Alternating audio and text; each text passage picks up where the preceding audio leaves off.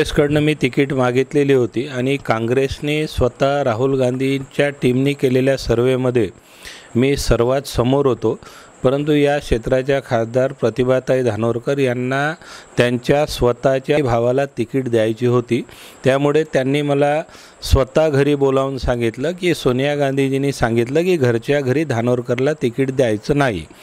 घरच्या घरी धानोरकरला द्यायचं नाही, परंतु त्यांचा सख्खा भाऊ जो यवतमाळ जिल्ह्यातला आहे आणि त्याला तिकीट द्यायचं सोनियाजींनी त्यांना सांगितलं का?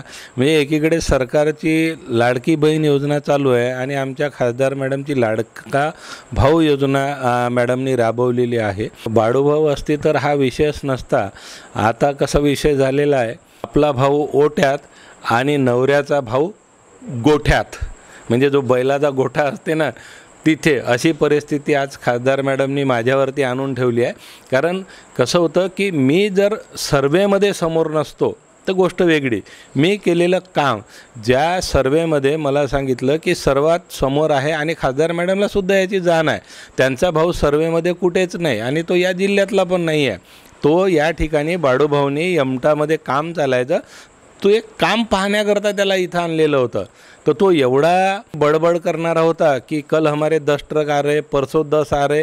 त्याच्यामुळे आमच्या इथली जनता त्याला चड्डा म्हणू लागली, कारण त्याच्या फेकण्यापायी, म्हणजे असं त्याला चड्डा म्हणून, जसं त्याला प्रवीण काकडे म्हणून उर्फ चड्डा म्हणून ओळखतात, म्हणजे अशा प्रकारची ओळख त्याच्या वागण्यामुळे या ठिकाणी निर्माण झालेली आहे आणि सकाळपासूनच तो सुरू होते। आज बाळूभाऊ असती तर ही परिस्थिती माझ्यावरती लाडका भाऊ वगैरे योजना अशी काहीच नाही आहे। आणि राहिला विषय तिकीट असतं तर सर्वेमध्ये कोण समोर होतं हे फक्त ते हायकमांडलाच माहीत होतं, किंवा जे ते वरपर्यंत जे सर्वेची लिस्ट जाते ते त्यांनाच माहीत होतं। म्हणजे पक्षाचा अंतर्गत सर्वे हा पुन्हा एका उमेदवाराला माहीत नसतो आणि ते लाडका भावाचा प्रश्न येत नाही।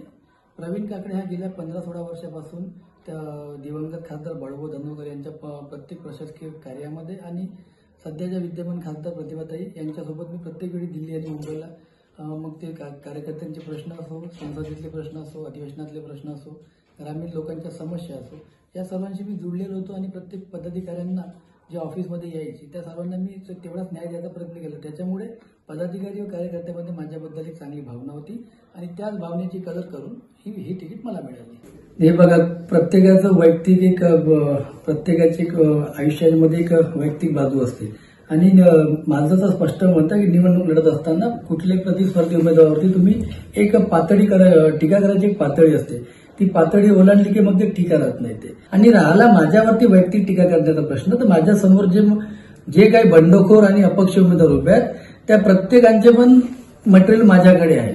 आता फक्त मी या निवडणुकीत ठरवलं की दुसऱ्यांनी आपल्यावरती किती वैयक्तिक टीका केली तरी आपण आपल्या भाषेची मर्यादा पाडूनच बोललं पाहिजे, समोरच्या प्रतिस्पर्ध्याचा आदर केला पाहिजे। टीका मला पण करता येते, बोला मला पण नाही येते। आपणास माहिती आहे कितीही सज्जन माणूस असला तरी त्याची बदनामी करतो म्हटलं तरी आपल्याला बदनामी करता येते।